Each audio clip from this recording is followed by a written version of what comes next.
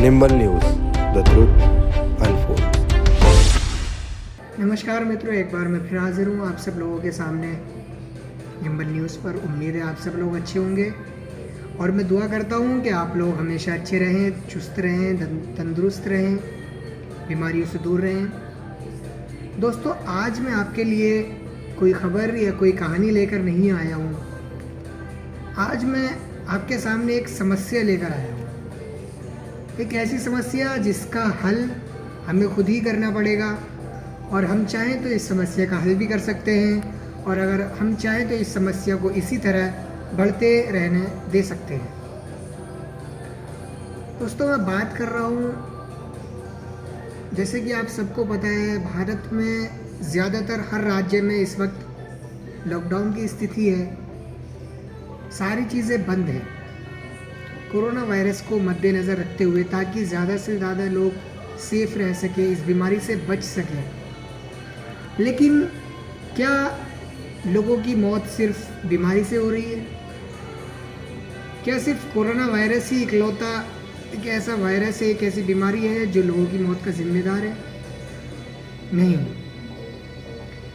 कुछ लोगों की मौत भूख से हो रही है, कुछ लोग आत्महत्या कर रहे हैं क्योंकि वो अपनी ईएमआई, अपने कर्जे नहीं दे पा रहे, क्योंकि ज़्यादातर लोग भारत में इस तरीके के हैं, मिडिल क्लास के हैं, जिनका जीवन निर्भर करता है उनकी आय पर। और ज़्यादातर लोग ऐसे हैं जो जॉब करते हैं, उन्हें उम्मीद होती है कि महीने के आखिर में जब हमारी सैलरी मिलेगी तब हम अपनी ईएमआई पे करेंगे, पूरे महीने के खर्च को मेंटेन करके चलते हैं।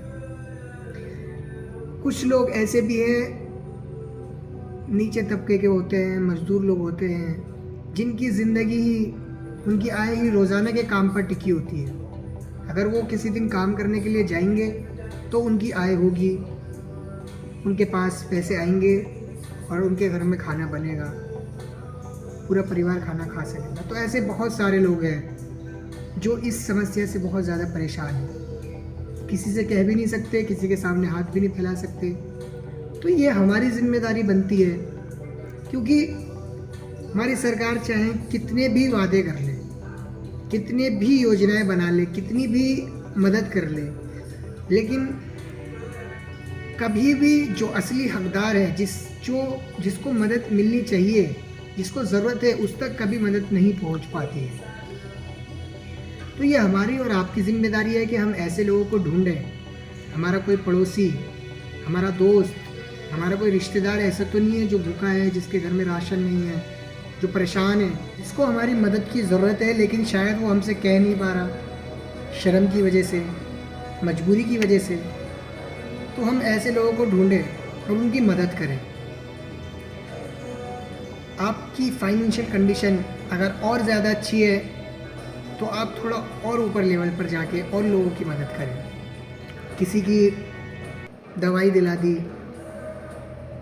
किसी को कपड़े दिला दिए, जितना भी आपसे हो पाए या हमसे हो पाए। अच्छा, दूसरी एक चीज़, मेरी एक अपील आपसे ये है, आप रिक्वेस्ट समझ लीजिए मेरी, जब भी कोई आप ऐसा कोई नेक काम करने के लिए जाएं, किसी भी शख्स के सामने किसी की भी मदद करने, तो बराए मेहरबानी इस कैमरे को अपने घर ही छोड़ दें या इसका इस्तेमाल ना करें, ताकि जिस शख्स की आप मदद कर रहे हैं उसे अपनी लाचारी का, अपनी मजबूरी का एहसास ना हो।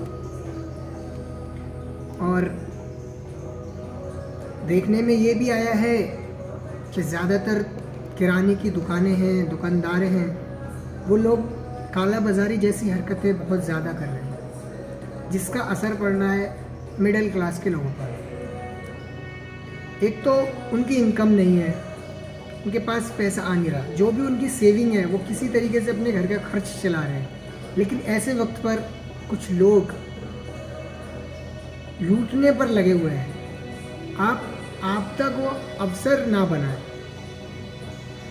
बेशक अगर आपसे कोई सिगरेट लेने के लिए आता है, आप उसे 10 रुपये की जगह 100 रुपये की दीजिए। अगर कोई शराब लेने के लिए आता है, अगर 500 की है, आप चाहे 5000 की दीजिए। वैसे भी यूपी में तो ठेके खुल चुके हैं शराब के लिए। शराब बिकेगी तो ऐसे हालात हमारे राज्य के हो चुके हैं। शराब हमारे लिए ज़रूरी हो चुकी है, दूसरी चीज़ें इतनी ज़रूरी नहीं है, दवाइयाँ इतनी ज़रूरी नहीं है। आज के हालात ये कहते हैं। तो बेशक आप सिगरेट महंगी बेचिए, शराब महंगी बेचिए, लेकिन 20 रुपये किलो वाला आटा 50 रुपये किलो मत बेचिए। 30 रुपये किलो वाले चावल आप 70 रुपये किलो मत बेचिए, क्योंकि लोग इस चीज़ को अपना पेट भरने के लिए ख़रीद रहे हैं, अपनी ज़रूरतों को पूरा करने के लिए, अपनी फैमिली की ज़रूरतों को पूरा करने के लिए, अपने शौक़ पूरा करने के लिए नहीं। और इसके अलावा जो लोग दवाइयों में कालाबाजारी कर रहे हैं वो भी अपनी इस हरकत से बाज आ जाए, क्योंकि लोग अपनों की जान बचाने के लिए दवाइयाँ ले रहे हैं। इस वक्त हमारे देश की बहुत बुरी हालत चल रही है, इतने सारे लोग बीमार हैं, इतने सारे लोगों की रोज़ मौत हो रही है।